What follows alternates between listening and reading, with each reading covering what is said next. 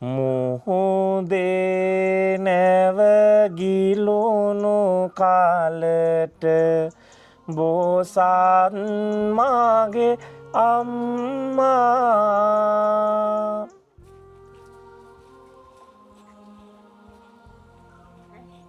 බේ බුද්ධා වරපත්තා පච්චේකානංචයම් බලං අරහන්තානංච තේජේන රක්කම් බන්ධාමි සබ්බසෝ සූපත්තිවදී තස්මික අහස් වෙහෙර මහසෑයේ ඉදිරි කටයුතු සඳහා අපි සූදානම් කරා උපකාර කරන අයට අහස් වෙහෙරෙන් පොඩි මතක සටහනක් හොඳයි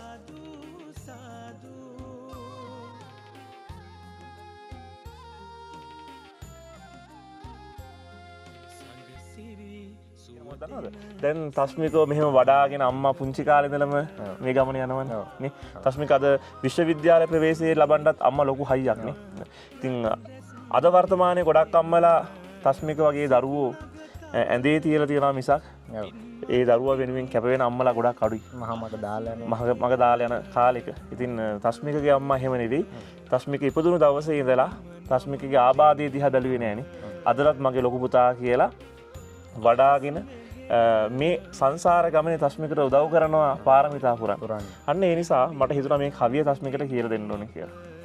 මොන තස්මික?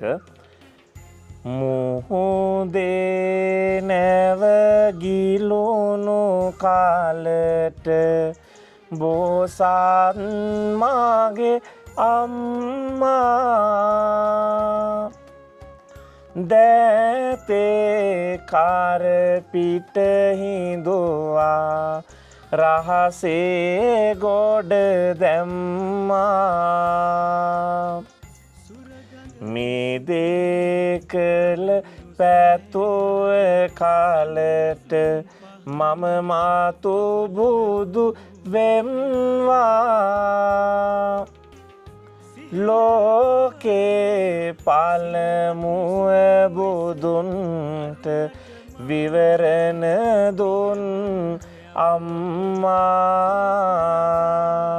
ඉතින් අපි ආශිර්වාද කරන තස්මිකට අම්මා වගේම මේ පින්කම් වල සහ සම්බන්ධ වෙන සත්පුරුෂ ඔබ හැම දෙනාටත් උතුම් ප්‍රාර්ථනීය බෝධිය නිවන් දකින්නට මේ පුණ්‍ය ඵල ධර්මයන් හේතු වාසනා වේවා වෙත්වා කියලා ආශිර්වාද කරනවා. තෙරුවන් සරණයි. දීර්ඝ සම්පන්න අහස් වෙහෙර පින්බිම නම දෙමු අප අහස් වෙහෙර